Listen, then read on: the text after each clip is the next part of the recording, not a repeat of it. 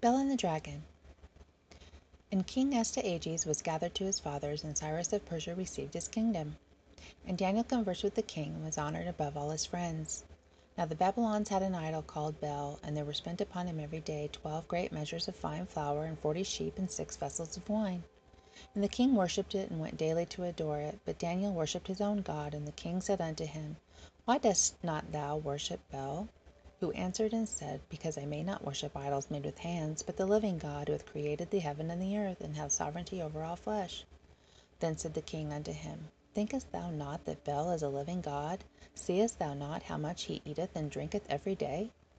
Then Daniel smiled and said, O king, be not deceived, for this is but clay within and brass without, and did never eat or drink anything. So the king was wroth, and called for his priests, and said unto them, If ye tell me not who this is that devoureth these expenses, ye shall die. But if ye can certify me that Bel devoureth them, then Daniel shall die, for he hath spoken blasphemy against Bel. And Daniel said unto the king, Let it be according to thy word. Now the priests of Bel were 70, beside their wives and children. And the king went with Daniel into the temple of Bel. So Bel's priests said, Lo, we go out, but thou, O king, set on the meat, and make ready the wine, and shut the door fast, and seal it with thine own signet. And tomorrow when thou comest in, if thou findest not that hath eaten up all, we shall suffer death, or else Daniel that speaketh falsely against us. And they little regarded it, for under the table they had made a privy entrance, whereby they entered in continually, and consumed those things. So when they were gone forth, the king set meats before Bel. Now Daniel had commanded his servants to bring ashes, and those they strewed throughout all the temple, in the presence of the king alone. Then went they out, and shut the door, and sealed it with the king's signet, and so departed. Now in the night came the priests with their wives and children, as they were wont to do, and did eat and drink up all. In the morning betime the king arose, and Daniel with him. And the king said, Daniel, are the seals whole? And he said, Yea, O king, they be whole. And as soon as he had opened the door, the king looked upon the table, and cried with a loud voice, Great art thou, O Bel, and with thee is no deceit at all. Then laughed Daniel, and held the king that he should not go in, and said, Behold now the pavement, and mark well whose footsteps are these.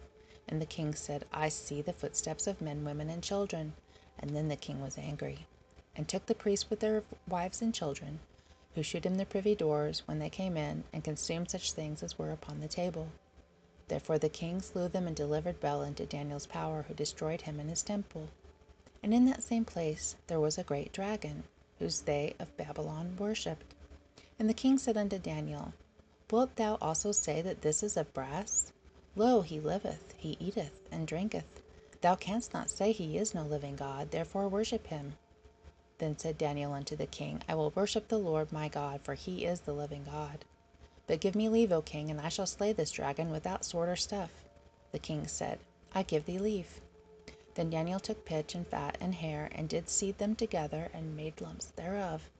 This he put in the dragon's mouth, and so the dragon burst in sunder. And Daniel said, Lo, these are the gods ye worship. When they of Babylon heard that, they took great indignation, and conspired against the king, saying, The king is become a Jew, and he hath destroyed Bel. He hath slain the dragon, and put the priests to death. So they came to the king, and said, Deliver us Daniel, or else we will destroy thee and thine house. Now when the king saw that they pressed him sore, being constrained, he delivered Daniel unto them, who cast him into the lion's den, where he was 6 days. And in the den there were 7 lions, and they had given them every day 2 carcasses and 2 sheep, which then were not given to them, to the intent they might devour Daniel. Now there was in Jewry a prophet called Habakkuk, who had made pottage, and had broken bread in a bowl, and was going into the field for to bring it to the reapers. But the angel of the Lord said unto Habakkuk, Go, carry the dinner that thou hast into Babylon unto Daniel, who is in the lion's den.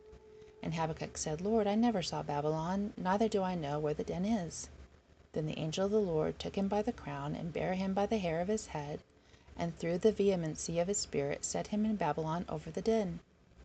And Habakkuk cried, saying, O Daniel, Daniel, take the dinner which God hath sent thee. And Daniel said, Thou hast remembered me, O God, neither hast thou forsaken them that seek thee and love thee. So Daniel arose and did eat, and the angel of the Lord set Habakkuk in his own place again immediately. Upon the 7th day the king went to bewail Daniel, and when he came to the den he looked in, and behold, Daniel was sitting. Then cried the king with a loud voice, saying, Great art, Lord God of Daniel, and there is none other beside thee. And he drew him out, and cast those that were the cause of his destruction into the den, and they were devoured in a moment before his face.